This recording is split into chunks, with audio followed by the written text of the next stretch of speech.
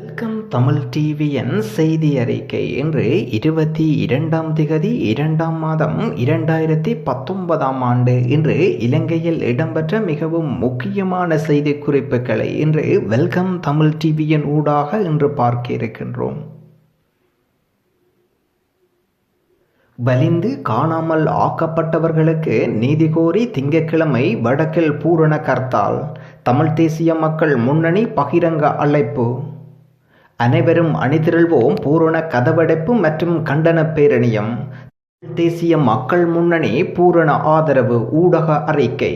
வலிந்து காணாமல் ஆக்கப்பட்டோருக்கு நீதி கோரி நடைபெறவுள்ள கதவடைப்பு மற்றும் பேரணிக்கு தமிழ் தேசிய மக்கள் முன்னணி பூரண ஆதரவு. வலிந்து காணாமல் ஆக்கப்பட்டவர்களுக்கான சங்கத்தினால் தமது உறவுகளுக்கு நீதி கோரி நடத்தப்படவுள்ள பூரண கடையடைப்பு மற்றும் கவனஈர்ப்பு பேரணிக்கு எமது கட்சி முழுமையான ஆதரவை தெரிவித்துக் கொள்கின்றது.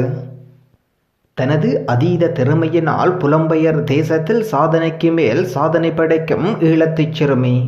லண்டனில் வசித்து வரும் 10 வயதுடைய இவர் ஒரு சிறந்த பூப்பந்தாட்ட வீராங்கனை. இவர் சிறுவயதிலிருந்து விளையாட்டுத் துறையில் மிகவும் ஆர்வம் கூடியவர். ஈழத்தைச் சிறுமியான சஹானா தயாபரன் அவர்கள் தனது 7 வயதிலிருந்து பூப்பந்தாட்ட விளையாட்டை விளையாடி வருகின்றார். இவர் பூப்பந்தாட்டம் மட்டுமன்றி கூடைப்பந்து மற்றும் நீச்சல், கால்பந்தாட்டம் போன்ற விளையாட்டுகளையும் ஆர்வத்துடன் விளையாடி வருகின்றார். இங்கிலாந்தில் தேசிய தர வரிசையில் 13 வயதுக்கு உட்பட்டோருக்கான ஒற்றையர் பிரிவில் இவர் 5ஆம் இடத்திலும் இரட்டையர் பிரிவில் 3ஆம் இடத்திலும் உள்ளார். இந்திய அரசின் நிதி உதவியினால் யாழ்ப்பாணத்தில் அமைய போகும் தகவல் தொழில்நுட்ப வணிக மையம். இலங்கை இந்திய அரசுகளுக்கு இடையிலான ஒப்பந்தம் கைச்சாத்து. இந்திய அரசின் உதவியுடன் வடபகுதி இளைஞர்களுக்கான தொழில் முனைவோர் மையத்தை நிறுவ இலங்கை இந்திய அரசுகள் ஒப்பந்தம் கைச்சாத்திட்டிருக்கின்றது. இதற்கென தனியார் துறையின் ஒத்துழைப்பை அரசாங்கம் பெற்றுக்கொண்டுள்ளது. இந்திய அரசும் இலங்கை அரசும் புரிந்துணர்வு உடன்படிக்கையில் கையொப்பம் இட்டுள்ளன. இந்த ஒப்பந்தத்தின்படி தகவல் தொடர்பாடல் தொழில்நுட்பம் மற்றும் ஏனைய தொடர்புடைய துறைகளுக்கான வர்த்தக மையம் யாழ் நகரில் அமைய இருக்கின்றது. முல்லைத்தீவில் பிறந்திருந்தால் புலிகளுக்காக போராடியிருப்பேன். ஞானதீரர். முல்லைத்தீவில் பிறந்திருந்தால் தமிழீழ விடுதலை புலிகள் அமைப்பில் இணைந்திருப்பேன் என்று பொதுபல சேனா அமைப்பின் பொதுச் செயலாளர் கலகொட ஞானதீரர் தெரிவித்திருக்கின்றார். வெலிக்கடை சிறைச்சாலைக்கு விஜயம் செய்த அமைச்சர் ரவி கருணாநாயக்க மற்றும் மனோ கணேசன் சிறைச்சாலை வைத்தியசாலையில் சிகிச்சை பெறும் ஞானதீரரை சந்தித்து சுகநலம் விசாரித்திருக்கின்றனர். இந்த நிலையில் ஞானதீரர் மேற்கூறிய விடயம் ஒன்று குறித்து தனது முகநூலில் அமைச்சர் மனோ கணேசன் மேற்கண்டவாறு தெரிவித்திருக்கின்றார். நான் சிங்கள பௌத்தனாக பிறந்திராவிட்டால் எனது இனத்திற்காக போராடி இப்போது சிறையில் இருக்கின்றேன். நான் முல்லைத்தீவில் பிறந்திருந்தால் ஒரு தமிழனாக போராடி ஒரு தமிழ் புலியாக இதே சிறையில் இருந்திருப்பேன் என்று ஞானதீரர் கூறியிருக்கின்றார். இலங்கையில் தொன்மைமிக்க சிவன் ஆலயத்தில் புதைந்து போயுள்ள தமிழனின் வீர வரலாறு. சந்ததிக்கு வராத சங்கதிகள். புலனறுவை வரலாற்று சிறப்புமிக்க சிவன் ஆலயத்திலிருந்து இலங்கையின் வரலாற்று சான்றுகள் கண்டுபிடிக்கப்பட்டுள்ளன. ஆலயத்தின் பகுதியொன்றை மீள புனர்மிப்பதற்கு உடைக்கும் போது உலோக பெட்டகம் ஒன்று கண்டுபிடிக்கப்பட்டிருக்கின்றது. ஆலயத்தின் அடிப்பகுதியில் பல நூற்றாண்டுக்கு முன்னர் நிர்மாணிக்கப்பட்டு வீடு ஒன்றும் வேறு சில கட்டடங்களின் பாகங்களும் கண்டுபிடிக்கப்பட்டுள்ளன. வரலாற்று சான்றுகளின் கண்டுபிடிப்பு தொடர்பில் மத்திய கலாச்சார நிதியத்தின் புலனறுவை அலுவலகம் தகவல் வெளியிட்டிருக்கின்றது. கடந்த சில மாதங்களுக்கு முன்னர் வரலாற்று சிறப்புமிக்க சிவன் ஆலயத்தின் சுவர் பகுதி உடைந்திருக்கின்றது. அதனை சரி செய்யும் நோக்கில் அகழ்வு பணிகள் முன்னெடுக்கப்பட்டன. கண்டுபிடிக்கப்பட்ட முக்கியத்துவம் வாய்ந்த ஆதாரங்களில் நீலம் மற்றும் சிவப்பு நிறத்திலான நிறப்பூச்சு பூசப்பட்டுள்ளதாக தெரிவிக்கப்படுகின்றது. கொழும்பு மாநகரில் அமைய போகும் மற்றுமொரு பிரம்மாண்டம். ஆழ்கடலின் மத்தியில் இன்னுமொரு சமுத்திர நகரம். திகிவளை கல்கிசை நகரங்களை மையப்படுத்தி மற்றுமொரு சமுத்திர நகரத்தை உருவாக்குவதற்கு திட்டமிடப்பட்டுள்ளதாக அமைச்சர் சம்பிக்க ரணவக்க தெரிவித்திருக்கின்றார். கொழும்பு ஊடகம் ஒன்றுக்கு வழங்கிய செவ்வியில் அவர் இதனை குறிப்பிட்டிருக்கின்றார். 2 சமுத்திர நகர் திட்டங்கள் உள்ளன. அவை இரண்டும் எதிர்காலத்துக்கு உரியவையாகும். கொள்ளுப்பட்டியிலிருந்து திகிவளை கல்கிசை வரையிலான பகுதி மிகுந்த மக்கள் நடமாட்டமுள்ள பிரதேசமாகிவிட்டது. அதனை இனி விரிவாக்குவது சிரமம். எனவே காலை முகத்திடலுடன் கடற்கரையிலான அப்பால் கொண்டு செல்வதற்கு நாம் எதிர்பார்த்திருக்கின்றோம். சிறை கைதிகளுக்கு மகிழ்ச்சியான செய்தி, மிக விரைவில் கிடைக்கப் போகும் விடுதலை. வறுமையில் வாடும் சிறை கைதிகள் அனைவரையும் விடுதலை செய்ய போவதாக ஜனாதிபதியின் சகோதரர் சிறிசேனா தெரிவித்திருக்கின்றார். 10,000 ரூபாவிற்கு குறைவான அபராதம் அல்லது பிணைத்தொகையை செலுத்த முடியாது. நீதிமன்றத்தில் தண்டனையினால் சிறையில் தடுத்து வைக்கப்பட்டுள்ள அனைத்து கைதிகளையும் விடுதலை செய்ய நடவடிக்கை எடுக்கப்படும் என அவர் சுட்டிக்காட்டியிருக்கின்றார்.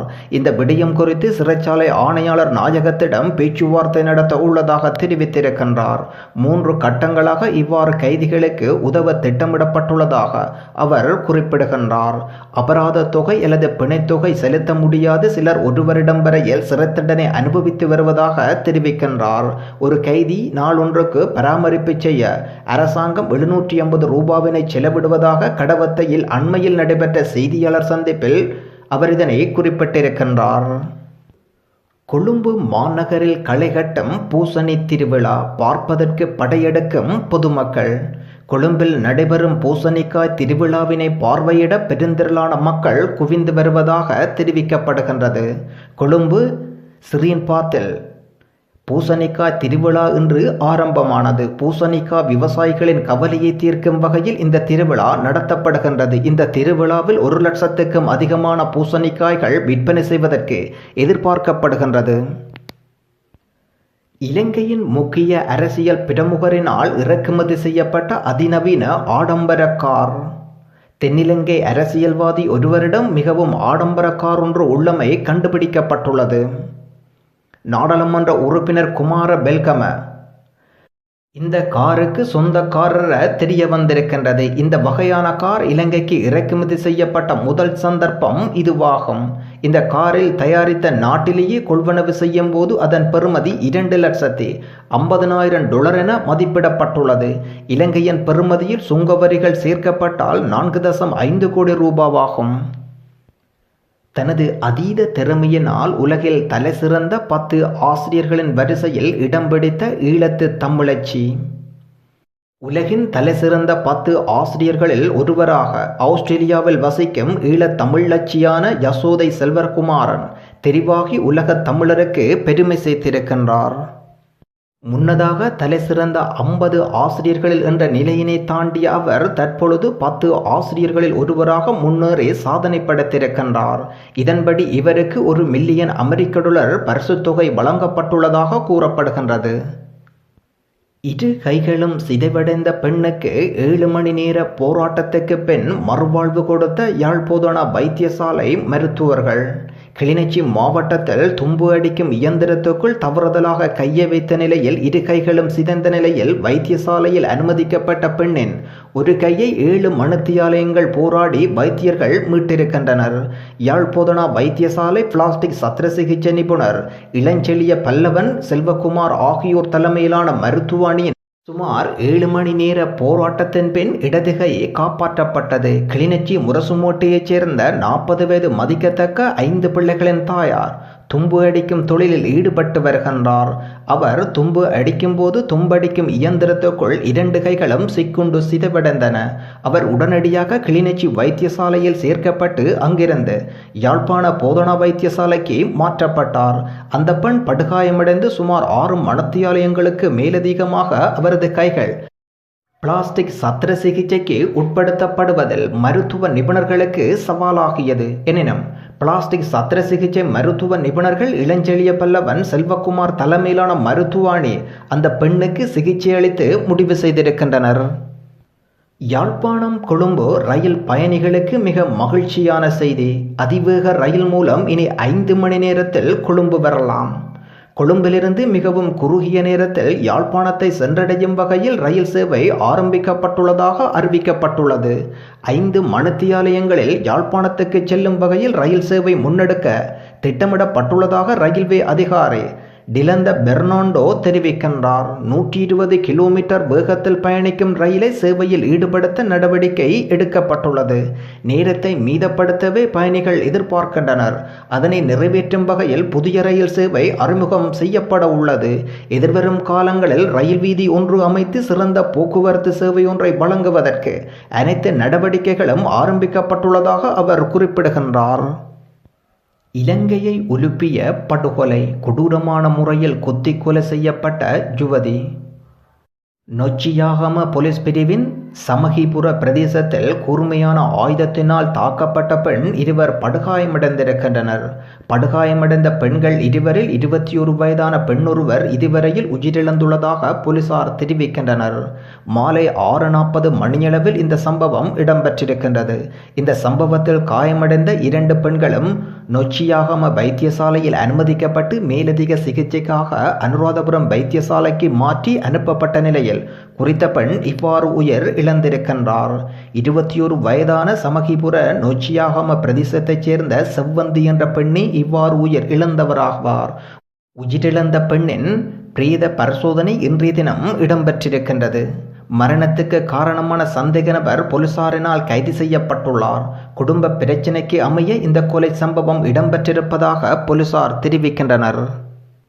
யாழ்ப்பாண விவசாயிகளுக்கு ஓர் மகிழ்ச்சியான செய்தி. இனிமேல் மரக்கறிகளுக்கு கழிவு இல்லை. யாழ்ப்பாணம் வல்வெட்டித்துறை நகரசபைக்கு உட்பட்ட சந்தைகளில் மரக்கறிகளுக்கு இனி கழிவுகள் கிடையாது என்ற தீர்மானம் சபையினால் கொண்டுவரப்பட்டு ஏகமனதாக நிறைவேற்றப்பட்டிருக்கின்றது. விவசாயிகள் மகிழ்ச்சியடைந்துள்ளனர். வல்வெட்டித்துறை நகரசபையின் மாதாந்த அமர்வு கடந்த திங்கட்கிழமை வல்வெட்டித்துறை நகரசபை மண்டபத்தில் நகரபிதா கருணானந்த ராசா தலைமையில் இடம்பெற்றிருந்தது. இளம் குடும்பஸ்தர் சடலமாக மீட்பு. கிளிநொச்சியில் நடந்த சோகம். கிளிநொச்சி தர்மபுரம் போலீஸ் பிரிவில் உள்ள தர்மபுரம் 2ஆம் யூனிட் சம்புகுளத்தில் இளம் குடும்பத்தினொருவர் சடலமாக அடையாளம் காணப்பட்டிருக்கின்றார். 28 வயது மதிக்கத்தக்க தர்மபுரம் பகுதியைச் சேர்ந்த இளம் குடும்பத்தாரே இவ்வாறு சடலமாக அடையாளம் காணப்பட்டிருக்கின்றார். இந்த சம்பவம் தொடர்பில் பிரதேச மக்களினால் போலீசாருக்கு தகவல் வழங்கப்பட்டதை அடுத்து தர்மபுரம் போலீசார் விசாரணைகளை ஆரம்பித்துள்ளனர். குறித்த நபர் தாக்கப்பட்டு கொலை செய்யப்பட்டிருக்கலாம் என நம்பப்படுகின்றது. கொழும்பு அரசியலில் திடீர் திருப்பம். நிறைவேற்று அதிகாரத்தை ஒழிக்க மூவேந்தர்களிடையில் உடன்பாடு. நிறைவேற்று அதிகாரமுடைய ஜனாதிபதி முறைமையை ஒழிப்பதற்கு ஜனாதிபதி மைத்திரிபால சிறிசேனா, பிரதமர் ரணில் விக்ரமசிங்க மற்றும் எதிர்க்கட்சித் தலைவர் மஹிந்த ராஜபக்ச ஆகியோர் உடன்பாட்டுக்கு வந்துள்ளதாக தெரிவிக்கப்பட்டுள்ளது. கொழும்பு ஆங்கில ஊடகம் ஒன்று வெளியிட்டுள்ள செய்தியில் இந்த விடயம் தெரிவிக்கப்பட்டிருக்கின்றது. நிறைவேற்று அதிகாரமுடைய ஜனாதிபதி முறைமையை நீக்குவது குறித்து முன்னாள் ஜனாதிபதி மஹிந்த ராஜபக்ச பொதுஜன பெரமுன கட்சி தலைவர்களுடன் அண்மையில் பேசியிருந்தார். நீர்கொழும்பில் 7 கோடி ரூபாய் போதைப்பொருள் பறிமுதல். நீர்கொழும்பு பெருந்தோட்ட பகுதியில் சுமார் 7 கோடி ரூபாய் பெறுமதியான ஹெரோயின் போதைப்பொருளுடன் சந்தேக நபர் ஒருவர் கைது செய்யப்பட்டுள்ளதாக தகவல் வெளியிடப்பட்டுள்ளது ஸ்ரீலங்கா போலீசாரினால். நீர்கொழும்பு போலீசின் குற்றப்புலனாய்வு பிரிவு மேற்கொண்ட அதிரடி நடவடிக்கையில் குறித்த தொகை போதைப்பொருள் கைப்பற்றப்பட்டிருக்கின்றது. 2009 யுத்த நிறைவின் பின் இலங்கை போதைப்பொருள் கடத்தல் மையமாக மாறி வருவதாக தெரிவிக்கப்படுகின்றமை குறிப்பிடத்தக்கது. நான் இனவாதி என முஸ்லிம்களுக்கு இடையே பொய் பிரச்சாரம். கோத்தபாய தான் முஸ்லிம்களுக்கு எதிராக இனவாதி என பொய் பிரச்சாரம் செய்யப்படுவதாக அதை நம்ப வேண்டாம் என தெரிவிக்கின்றார் கோத்தபாய ராஜபக்ச. பேராதனை பல்கலைக்கழக சிரேஷ்ட விரிவுரையாளர் முபிசால் அபுபக்கர் தலைமையிலான குழு ஒன்று அவரை அப்துல் கோட்ட வியத்மா காரியாலயத்தில் வைத்து 2 தினங்களுக்கு முன்னால் சந்தித்துள்ள நிலையில் கோத்தபாய இதனை குறிப்பிட்டிருக்கின்றார். தனக்கும் முஸ்லிம்களுக்கும் நீண்டகால நல்லுறவு இருப்பதாகவும் இராணுவத்தில் தனது நம்பிக்கைக்கு உரியவராக இருந்தவர் முஸ்லிம் உயரதிகாரி என கோத்தபாய தெரிவிக்கின்றமை குறிப்பிடத்தக்கது. தேசிய காங்கிரசின் பிரதி கொள்கை பரப்பு செயலாளர் அகமட் புர்ஹானின் கருத்து எமது கட்சியின் கருத்து இல்லை. முஸ்லிம் பெண்கள் முகம் மூடுவதை தடை செய்யும் விதமாக சட்டம் நிறைவேற்றப்பட வேண்டுமென்று தேசிய காங்கிரசின் தேசிய பிரதி கொள்கை பரப்புச் செயலாளர் அகமட் புர்ஹான் சமூக வலைத்தளங்களில் கருத்துக்களை வழங்கியிருந்தார். இவருடைய கருத்து எமது கட்சியின் கருத்து இல்லை என்று பதில் வழங்குகின்றனர் தேசிய காங்கிரசின் கொள்கை சட்ட விவகார மேலதிக செயலாளர் சட்டத்தரணி ALM ரிஃபாஸ். தேசிய காங்கிரஸ் கட்சிக்கும் முஸ்லிம் பெண்கள் முகம் மூடுவதை தடை செய்யும் விதமாக சட்டம் நிறைவேற்றப்பட வேண்டும் என்று அகமட் புர்ஹான் JVPயின் கருத்து தொடர்பில் முகநூல் மற்றும் சமூக வலைத்தளங்களில் பதிவேற்றப்பட்டிருக்கும் மேற்படி கருத்தானது அவரின் தனிப்பட்ட கருத்தன்றே. கட்சி தளத்தில் இவ்விடயம் தொடர்பாக கலந்தாலோசிக்கவோ கருத்தாடல்கள் தீர்மானங்களோ மேற்கொள்ளப்படவில்லை. தேசிய காங்கிரசின் தேசிய பிரதி கொள்கை பரப்புச் செயலாளர் என்னும் பதவி நிலையை பயன்படுத்தி தனது சொந்த கருத்தை கட்சியின் கருத்தை போல சித்தரிக்க முனைந்திருப்பது கண்டிக்கத்தக்கது. என் பிள்ளை எனக்கு தெரிந்த வகையில் துன்புறுத்தப்பட்டுள்ளது. ஜனாதிபதி மைத்திரிபால சிறிசேனா. என்னால் உருவாக்கப்பட்ட பிள்ளையே 19வது அரசியலமைப்பு சீர்திருத்தம் எனும் அந்த பிள்ளை எனக்கு தெரிந்த வகையில் துன்புறுத்தப்பட்டுள்ளது என்பதை நான் கவலையுடன் கூறிக்கொள்கின்றேன் என ஜனாதிபதி மைத்திரிபால சிறிசேனா தெரிவித்திருக்கின்றார். நாடாளுமன்றத்தில் இடம்பெற்ற அமர்வில் கலந்து கொண்டு உரையாற்றும் போது அவர் இதனை குறிப்பிட்டிருக்கின்றார். 2015ஆம் ஆண்டு ஜனவரி மாதம் 8ஆம் தேதி தனது தேர்தல் பிரகடனத்தில் இந்த நாட்டு மக்களுக்கு வழங்கிய உறுதிமொழிகளுக்கு அமைய மிகவும் தூய்மையான எண்ணத்துடன் பல எதிர்பார்ப்புகளுடனும் நாடாளுமன்றத்தில் 225 உறுப்பினர்களுக்குள் 215 பேர் ஆதரவுடன் அரசியலமைப்பின் 19வது சீர்திருத்தம் நாடாளுமன்றத்தில் நிறைவேற்றப்பட்டது. சுயாதீன ஆணைக்குழுக்கள் பற்றி நான் அண்மையில் நாடாளுமன்றத்தில் தெரிவித்த கருத்துக்கள் தொடர்பில் தவறான வியாக்கியானங்கள் செய்யப்பட்டு விமர்சிக்கப்படுவதை முற்றாக நான் நிராகரிக்கின்றேன். ஜனாதிபதி மைத்திரிபால சிறிசேனாவுக்கும் எதிர்க்கட்சித் தலைவர் மஹிந்த ராஜபக்சவுக்கும் இடையில் இன்றைய தினம் விசேட கலந்துரையாடல். நாடாளுமன்ற உறுப்பினர் டிலான் பெரூரோ இதனை குறிப்பிடுகின்றார். புதிய அரசியல் கூட்டணியை ஆரம்பிப்பது தொடர்பில் இதன்போது கலந்துரையாடப்பட்டதாக அவர் குறிப்பிடுகின்றார். எதிர்வரும் மாகாண சபை தேர்தல் ஸ்ரீலங்கா சுதந்திர கட்சி தலைமையிலான ஐக்கிய மக்கள் சுதந்திர கூட்டமைப்பு, ஸ்ரீலங்கா பொதுஜன முன்னணி, மக்கள் ஐக்கிய முன்னணி என்பன தனிநபரினால் தங்கியிருக்காது. ஏதாவது ஒரு வேலை திட்டத்தின் அடிப்படையில் ஒன்றிணைந்து போட்டியிட தீர்மானிக்கப்பட்டுள்ளது. அதிவேகமாக செல்லும் வாகன சாரதிகளுக்கு எச்சரிக்கை. வீதிகளில் அதிவேகத்தினால் பேருந்துகளை செலுத்தும் சாரதிகளின் மற்றும் பேருந்துகளின் அனுமதி பத்திரங்கள் ரத்து செய்யப்பட உள்ளதாக தேசிய போக்குவரத்து ஆணைக்குழு தெரிவித்திருக்கின்றது. போக்குவரத்தில் விபத்துக்களை குறைக்கும் வகையில் இந்த நடைமுறை மேற்கொள்ளப்பட்டுள்ளதாகவும் ஆணைக்குழு தகவல் வெளியிட்டிருக்கின்றது. இந்த நிலையில் அதிவேகத்தில் பயணிக்கும் பேருந்துகள் தொடர்பில் பொதுமக்கள் 1955 என்ற இலக்கத்துக்கு முறைப்பாடுகளை மேற்கொள்ள முடியும் என்று ஆணைக்குழு அறிவித்திருக்கின்றது. 750 புகையிலை தூள் அடைக்கப்பட்ட டின்களுடன் ஒருவர் கைது. அட்டனில் சம்பவம். அட்டன் போலீஸ் பிரிவுக்கு உட்பட்ட அட்டன் காமினிபுர பகுதியில் வீடு ஒன்றிலிருந்து புகையிலை தூள் அடைக்கப்பட்ட 750 டின்களுடன் ஒருவர் கைது செய்யப்பட்டுள்ளதாக அட்டன் குற்றத்தடுப்பு போலீசார் தெரிவிக்கின்றனர். அட்டன் போலீஸ் வலயத்துக்கான பொறுப்பதிகாரி அத்தியட்சகர் ரவீந்திர அம்பேப்பெட்டி அவர்களின் பணிப்புரைக்கு அமைய மேற்கொண்ட சுற்றிவளைப்பின் போது இந்த கைது இடம்பெற்றிருக்கின்றது. அடைக்கப்பட்ட டின்கள் பாடசாலை மாணவர்களுக்கு இலக்கி வைத்து விற்பனை செய்வதாக வைக்கப்பட்டிருந்தாக அட்டன் குற்றத்தடுப்பு போலீசாரின் ஆரம்ப கட்ட விசாரணைகளிலிருந்து தெரிய வந்திருக்கின்றது. பூண்டுலோயா தமிழ் மகா வித்தியாலயத்துக்கு கிடைத்த மற்றொரு வெற்றி. பூண்டுலோயா தமிழ் மகா வித்தியாலயம் கடந்த காலங்களில் பல்வேறு வெற்றிகளை பெற்றுக்கொண்டு வருகின்றது. அந்த வரிசையில் இன்றைய தினம் கொத்மலை கல்வி வலயத்தில் இடம்பெற்ற 20 வயதுக்கு கீழ்ப்பட்ட பெண்களுக்கான கரப்பந்தாட்ட போட்டியில் பூண்டுலோயா தமிழ் மகா வித்தியாலயம் 2ஆம் இடத்தை பெற்றுக்கொண்டிருக்கின்றது. கடத்தப்பட்ட வர்த்தகர்கள் இருவரும் கொலை செய்யப்பட்டு வனப்பகுதியில் தீயிட்டு எரிக்கப்பட்டுள்ளனர். ரத்கம உதேகம பிரதேசத்தைச் சேர்ந்த 31 வயதுடைய ரசேன் சிந்தகா மற்றும் 33 வயதுடைய மஞ்சுளா ஆகியோர் கொலை செய்யப்பட்டு பின்னர் சடலங்களாக எரிக்கப்பட்டுள்ளதாக தெரிய வருகின்றது. அக்மிமென பிரதேசத்தில் உள்ள வீடொன்றில் வைத்து குறித்த 2 வர்த்தகர்களும் கொலை செய்யப்பட்டு பின்னர் பலஸ்முல்ல பிரதேச வனப்பகுதியில் தீயிட்டு எரிக்கப்பட்டுள்ளதாக தெரிவிக்கப்பட்டுள்ளது. சம்பவம் தொடர்பில் குற்றப்புலனாய்வு திணைக்கள அதிகாரிகளினால் மேற்கொள்ளப்படுகின்ற விசாரணையில் இந்த விடயம் தெரிய வந்திருக்கின்றது. போலீஸ் ஊடக பேச்சாளர் ருவான் குணசேகர இதனை தெரிவிக்கின்றார். சம்பவம் தொடர்பில் தென்மாகாண விசேட விசாரணை பிரிவின் போலீஸ் பரிசோதகர் கபில நிசாந்த் மற்றும் உப போலீஸ் பரிசோதகர் ஒருவரும் கைது செய்யப்பட்டுள்ளனர். யாழ் பல்கலைக்கழக முஸ்லிம் மஸ்லியின் வருடாந்த பொதுக்கூட்டம் இணையதளமும் வெளியீடு. யாழ் பல்கலைக்கழக வளாகத்தின் முஸ்லிம் மஸ்லியின் வருடாந்த பொதுக்கூட்டம் யாழ் பல்கலைக்கழக கைலாசபதி கலையரங்கில் இடம்பெற்றிருக்கின்றது. இதன்போது நடப்பு வருடத்துக்கான புதிய நிர்வாக குழு தெரிவும், உத்தியோகபூர்வ இணையதள வெளியீடும் மற்றும் கடந்த வருட நிர்வாகத்தினர் கௌரவிப்பும் இடம்பெற்றிருந்தது. வாகரை பிரதேசத்தில் குடிசை வீடு தீயினால் முற்றாக எரிந்து சேதம். வாகரை பிரதேச செயலாளர் பிரிவுக்கு உட்பட்ட ஆலங்குளம் கிராமத்தில் வறிய குடும்பத்தவரின் குடிசை வீடு தீயினால் முற்றாக சேதமடைந்திருக்கின்றது. ஆலங்குளம் எல்லை வீதியில் வசிக்கும் கருவேல் தம்பி ஜெயாபரன் என்பவரின் குடிசை வீடு தீ விபத்தினால் முற்றாக சேதமடைந்திருக்கின்றது. குறித்த நபரின் மனைவி உணவு சமைத்து முடித்துவிட்டு அடுப்பில் உள்ள நெருப்பினை அணைக்காமல் வெளியில் சென்றிருக்கின்றார். வெளியில் சென்ற சமயத்தில் காற்று வீசிய போது அடுப்பில் இருந்த நெருப்பு குடிசையில் பரவியதனால் குடிசை வீடு முற்றாக தீப்பிடித்து எரிந்திருக்கின்றது. இதன்போது வீட்டின் உரிமையாளர் தொழில் நிமித்தம் வெளியில் சென்றுள்ளதுடன் 3 பிள்ளைகளும் வெளியில் சென்றிருக்கின்றனர். இந்த தீ விபத்தினால் இவர்களுடைய உடைமைகள் முற்றாக எரிந்து நாசமாகி இருக்கின்றது.